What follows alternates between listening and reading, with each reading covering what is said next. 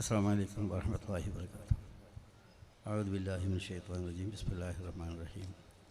अस्सलातु वस्सलामु अला खैरि ख़ल्क़ि सയ്യിദിനാ മുഹമ്മദിൻ വഅലാ ആലിഹി വഅസ്ഹാബിഹി അജ്മഈൻ. ബഹുമാനപ്പെട്ട ഈ സമ്മേളനത്തിൻ്റെ അധ്യക്ഷ പീഠത്തിലിരിക്കുന്ന കേരളത്തിലെയും കേരളത്തിന് പുറത്തുള്ള ആളുകളുമായിട്ടുള്ള പണ്ഡിതന്മാരെ, ഇവിടെ മുഫ്തി മുഹമ്മദ് മുസബിൽ അവർ ഇതിൻ്റെ അധ്യക്ഷം വഹിക്കുന്നു. ഈസാ ഉസ്താദ് നമ്മുടെ പ്രിൻസിപ്പൾ ഇവിടെ ഉണ്ട്. അദ്ദേഹം നമ്മളോട് ഇതിന് ശേഷം സംസാരിക്കുകയും ചെയ്യും. പിന്നെ അബ്ദുൽ ലത്തീഫ് ഇബ്രാഹിം സാഹിബ് അവർ, ജാമിയയുടെ മുതവല്ലി, പി എ സുബൈർ ഇബ്രാഹിം, ജനാബ് ഫിറോസ് ഇവിടുത്തെ നമ്മുടെ വൈസ് ചെയർമാൻ, ഇബ്രാഹിം ഹാജി സാഹിബിൻ്റെ എല്ലാ മക്കളും ഈ ദീനീ പ്രവർത്തനത്തിൽ അദ്ദേഹത്തിൻ്റെ കാലടിപ്പാടുകൾ പിന്തുടർന്ന് പോകുന്ന കുട്ടികളെ ഇവിടെ സന്നിധായിട്ടുണ്ട്. ഓരോരുത്തരുടെയും പേര് ഞാൻ പറയേണ്ട കാര്യമില്ല, അതവർക്ക് ആഗ്രഹം ഇല്ലാത്ത സംഗതിയുമായിരിക്കും. അതുപോലെ തന്നെ ഇവിടെ പറഞ്ഞതുപോലെ 37 ആൺകുട്ടികളും 32 പെൺകുട്ടികളുമായി ഹാഫിദീങ്ങളായി തീരുകയാണ്. അതിന് പുറമെ സനദ് എന്ന് കിട്ടുകയാണ്. കൂടാതെ പണ്ഡിതന്മാരായി വേറെയും ആളുകൾ പുറത്തു വരികയാണ്. ഫത്വ നൽകാൻ അർഹതപ്പെട്ട വിധത്തിൽ പഠനം പൂർത്തിയാക്കിയ ആ പണ്ഡിതന്മാരും ഖുർആൻ ഹൃദയസ്ഥമാക്കിയ ഈ കുട്ടികളുമൊക്കെ തന്നെ അല്ലാഹു തആല നമ്മുടെ മുമ്പിൽ പ്രകാശമാക്കി മാറ്റുകയാണ്. ഇവിടെ മക്ബൂൽ മൗലവി സംസാരിച്ചു. മക്ബൂൽ മൗലവിയുടെ പിതാവ് എൻ്റെ കൂടെ ജോലി ചെയ്ത ആളാണ്. അദ്ദേഹം ഇവിടെ സൂചിപ്പിച്ചതുപോലെ പരലോകത്തിൽ നിന്ന് കിരീടം ലഭിക്കുന്ന മഹാഭാഗ്യവാന്മാരായി തീരാൻ വേണ്ടി പോകുന്ന ഇൻഷാ അല്ലാഹ് ആ കുട്ടികൾക്ക് സനദ് നൽകുന്ന മഹത്തായ പരിപാടിയാണിത്. എന്നോട് ഇബ്രാഹിം ഹാജി സാഹിബിൻ്റെ മക്കൾ ഇവിടെ വരണമെന്ന് ഇതിലൊരു 2 വാക്ക് പറയണമെന്ന് പറഞ്ഞപ്പോൾ ഞാനിങ്ങോട്ട് വന്നത് ഒരു സംസാരം നിങ്ങളോട് നടത്താൻ വേണ്ടിയല്ല. ഇവിടെ ഞാനെന്ത് സംസാരം നടത്താൻ? ഇവിടെ കൂടിയിരിക്കുന്ന ചെറിയ കുട്ടികൾ പോലും എന്നെക്കാൾ എത്രയോ അറിവുള്ളവരാണ്. എന്നെ നിങ്ങൾ നിർബന്ധിച്ച് വിളിക്കാൻ വിചാരിച്ചൊരു കാര്യം, ഞാനും ഇബ്രാഹിം ഹാജി തമ്മിലുള്ള ബന്ധം ഈ കുട്ടികൾക്ക് അറിയാവുന്നതുകൊണ്ടാണ്. വളരെ അഗാധമായൊരു ബന്ധമായിരുന്നു എനിക്ക് അദ്ദേഹത്തോട്. ഈ സ്ഥാപനം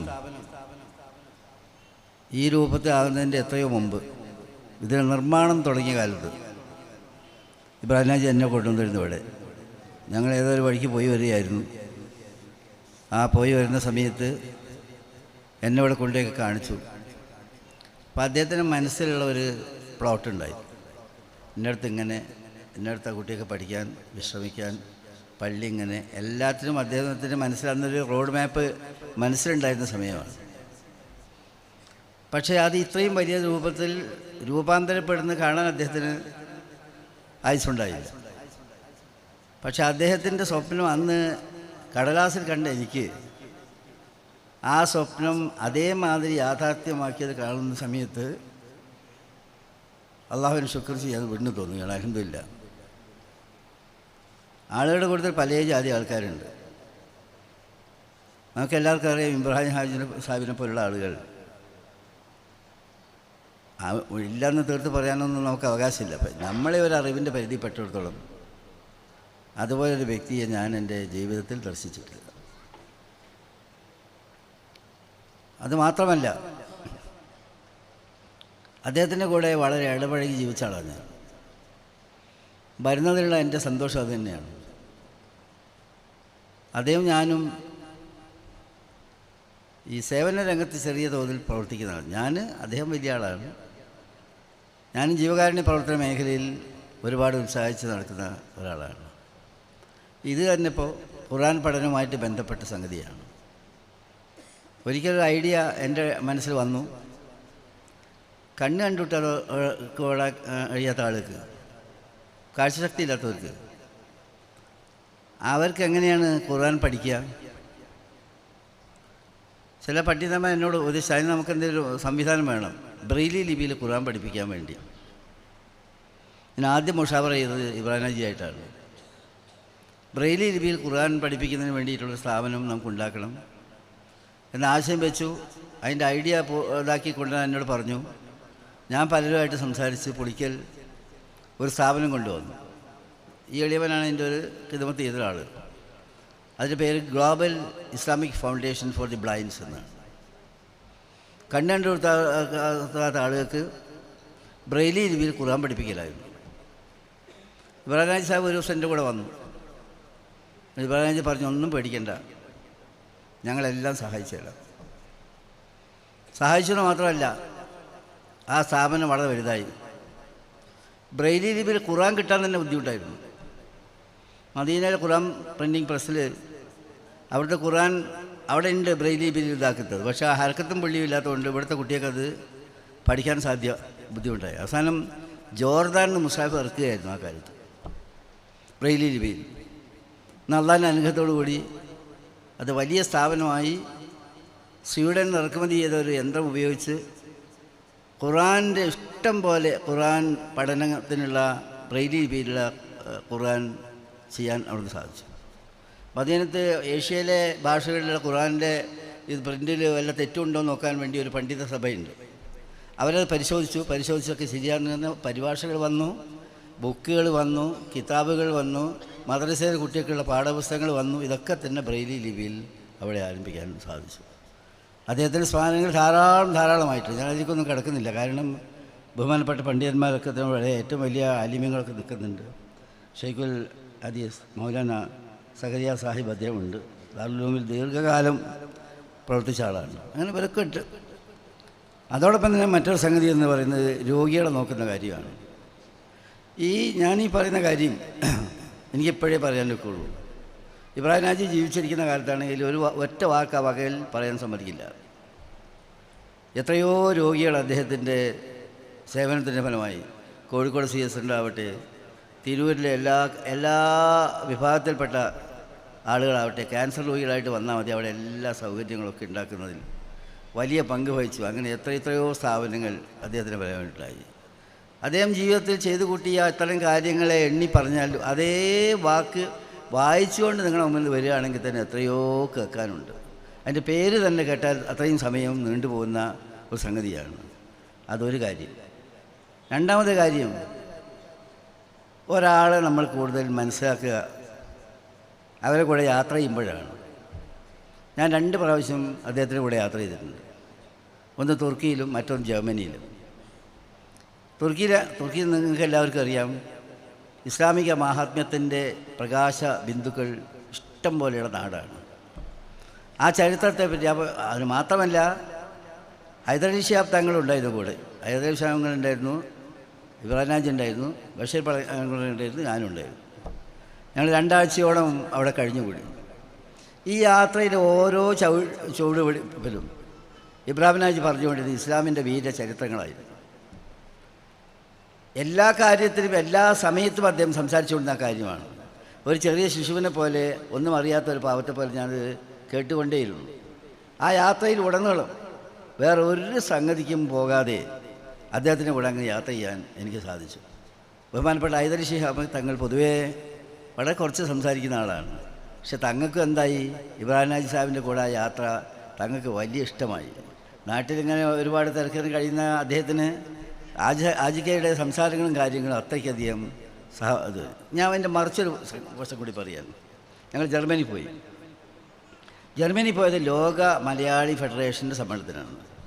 ലോകത്തിൻ്റെ പല ഭാഗത്തുള്ള ആളുകളാണ്. അത് അതേ മുസ്ലിം ലീഡർഷിപ്പിലുള്ളവർ വളരെ കുറവാണ്. പക്ഷേ അവിടെ കൂടിയ മുഴുവൻ ആളുകളും, ആ ആളുകൾ മുഴുവൻ യഥാർത്ഥത്തിൽ ഇബ്രാഹിം ഹാജി സാഹിബിൻ്റെ പ്രസിഡൻറ്റ്, ബാക്കി അതിലുള്ള മിക്കവാറും ആളുകളൊക്കെ തന്നെ മറ്റ് സമുദായത്തിൽപ്പെട്ട ആളുകളാണ്. അത്തരം ആളുകൾ എന്തുമാത്രം ആദരവോടുകൂടിയാണ് അത് കണ്ടത്. മാത്രമല്ല, ആ മഹാസമ്മേളനത്തിൽ ആജിക്കയുടെ പ്രസംഗത്തിൽ അദ്ദേഹം ഖുർആനും ഹദീസുമൊക്കെ തന്നെ ഉദ്ധരിച്ച് ആ മഹാവേദിയിൽ സംസാരിച്ചു. ആ വിധത്തിൽ ഞാൻ പറഞ്ഞു വരുന്നത്, എല്ലാ നിലയിലും നമുക്ക് അനുകരിക്കാൻ കഴിയുന്ന ഒരു വ്യക്തി അദ്ദേഹം ഈ സ്ഥാപനം കൊണ്ടുവന്നു. ഇത് നടക്കുന്നു. അതിനേക്കാൾ ഏറ്റവും നല്ലൊരു കാര്യം എന്താ വെച്ചാൽ, വാപ്പൻ്റെ മരണത്തിന് ശേഷം മക്കൾ അതേ ചുവടുവെപ്പ് നടത്തുന്നു. അള്ളാഹു ചെയ്യുന്ന ഏറ്റവും വലിയ അനുഗ്രഹമാണ്.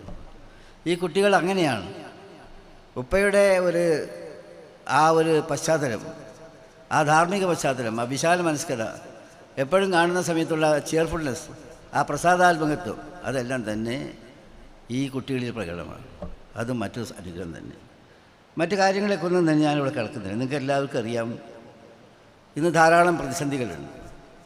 ഇവിടെ പല ആളുകളും ചോദിക്കുന്നുണ്ട്, എങ്ങനെയാണ് ഇപ്പോൾ ഞങ്ങളോടൊക്കെ സാധാരണ ചോദിക്കാറുണ്ട്, വഖഫ് സ്വത്തിൻ്റെ സംഗതി എന്താണ്, അങ്ങനെ പല പല പ്രശ്നങ്ങളുണ്ട്. ആളുകൾക്ക് ഒരുപാട് ഭയപ്പാടുകളും കാര്യങ്ങളുമുണ്ട്. പക്ഷേ എല്ലാവർക്കും ഒരു ധൈര്യമുണ്ട്. എത്ര വലിയ അഹങ്കാരികളായിരുന്നാലും എത്ര വലിയ പ്രശ്നങ്ങളായിരുന്നാലും ആ പ്രശ്നങ്ങളെ പരാജയപ്പെടുത്തി ഹക്കിനെ വിജയിപ്പിക്കാൻ അല്ലാഹു തആല കൂടെ ഉണ്ടാകും, എല്ലാവരും സംബന്ധിച്ചും. ഇന്നല്ലെങ്കിൽ നാളെ ആ സത്യങ്ങൾ അല്ലാഹു തആല വെളിപ്പെടുത്തും എന്ന പ്രതീക്ഷ തന്നെയാണ് നമുക്കുള്ളത്. ആ വിധത്തിൽ മുന്നോട്ട് പോകാൻ നമ്മൾ ബാധ്യസ്ഥരാണ്. അപ്പോൾ ഇതുപോലുള്ള നന്മകൾ ചെയ്താൽ ആ നന്മയുടെ ഗുണങ്ങളുണ്ട്. അവിടെ പറഞ്ഞു, ഖുർആൻ നമ്മുടെ ആശംസാ പ്രസംഗം നടത്തിയിട്ട് ബഹുമാനപ്പെട്ട മൗലവി പറഞ്ഞു, അദ്ദേഹം പറഞ്ഞത് വളരെ ശരിയായിട്ടുള്ള കാര്യമാണ്. കാരണം എന്താ വെച്ചാൽ, ഒരു കുട്ടി പഠിച്ച് എന്താണെന്ന് ചോദിച്ചപ്പോൾ ഡോക്ടർ ആവണമെന്ന് പറഞ്ഞു. കുറച്ചും കൂടി കഴിഞ്ഞ് ദീനീ രംഗത്ത് പ്രവർത്തിച്ചപ്പോൾ പറഞ്ഞു, എനിക്ക് ദീനീ പ്രവർത്തന രംഗത്ത് ഹാഫിളായിരുന്ന പ്രവർത്തിച്ചാൽ മതിയെന്ന്. അങ്ങനെ ലോകത്തിൻ്റെ ഘടന മാറുന്ന ഒരു സാഹചര്യത്തിലും പേടിക്കേണ്ട കാര്യമൊന്നുമില്ല. മാത്രമല്ല, ചില കാര്യത്തിൽ നമുക്ക് അഭിമാനിക്കാനുള്ള വഴിയുണ്ട്. എന്താ കാരണം? ഇപ്പോൾ നമുക്കെല്ലാവർക്കും അറിയാം, പണ്ട് വിജ്ഞാനം കിട്ടാനുള്ള സ്രോതസ്സുകൾ കുറവായിരുന്നു. ഇവിടെ ഇബ്രാഹിം സെറ്റ് ചെയ്തിട്ടുള്ള നമ്മളെ ലൈബ്രറി, ഞാൻ കുട്ടികളോട് ചോദിച്ചു എന്തൊക്കെയാണ് ഇതിലുള്ളത്. പഴയ കിതാബുകളാണ്. പഴയ കിതാബുകളിൽ ഏറ്റവും പഴയ കിതാബുകളാണ് ഈ ശേഖരിച്ച് വെച്ചത് എന്ന് പറയുകയുണ്ടായി. അന്ന് അത്രയേ ഉണ്ടായിരുന്നുള്ളൂ. ഞാൻ വാഴക്കാട്ടുകാരനാണ്. വാഴക്കാട്ട് ദാറുൽ ഉലൂമിൽ പിന്നെ കുത്തുബ്ഖാനുണ്ടായിരുന്നു. അപ്പോൾ അത്തരം കുറച്ച് സംഗതികളെ ഉണ്ടായിരുന്നുള്ളൂ. മലയാള ഭാഷയിൽ തന്നെ നല്ല വിധത്തിലുള്ള പ്രസിദ്ധീകരണങ്ങൾ ഉണ്ടായിരുന്നില്ല. പിന്നെ അറബിയുടെ കാര്യം പറയുകയും വേണ്ട.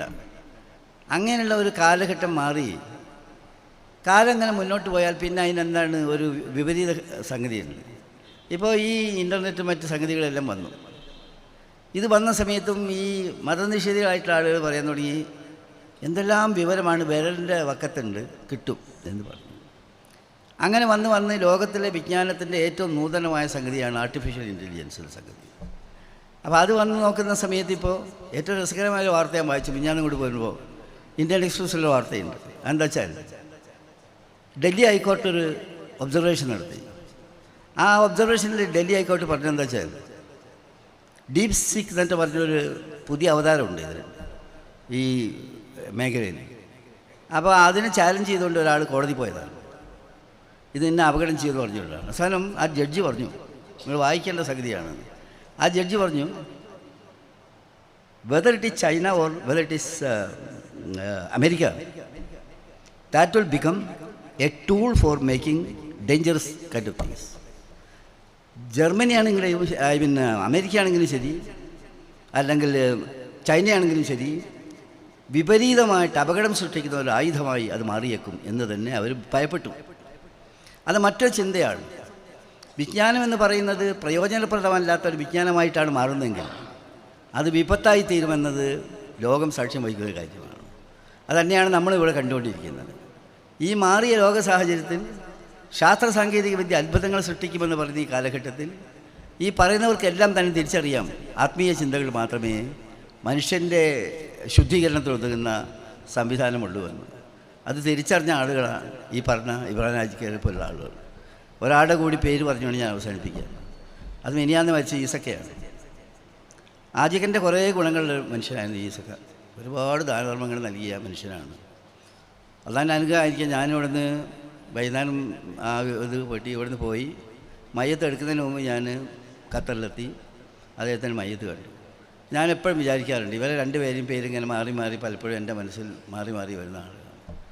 ഏതായിരുന്നാലും അല്ലാഹു സുബ്ഹാനഹു വ തആല ഇത്രയും മഹാന്മാർ നമ്മുടെ മുമ്പിൽ ഒരുപാട് പാഠങ്ങൾ പഠിപ്പിച്ച് തന്നുപോയ ആ നേതാക്കൾ, അവർക്ക് അല്ലാഹു തആല അവരെയും നമ്മളെ എല്ലാം തന്നെ അല്ലാഹു തആല അവൻ്റെ മഹത്തായ സ്വർഗ്ഗത്തിൽ ഒരുമിച്ച് കൂട്ടട്ടെ എന്ന് ഒരു എളിയ ദാസൻ എന്നുള്ള നിലയിൽ പറയാൻ മാത്രമേ ഞാൻ ആഗ്രഹിക്കുന്നുള്ളൂ. ഞാൻ ദീർഘിച്ച് സംസാരിക്കുന്നേ ഇല്ല.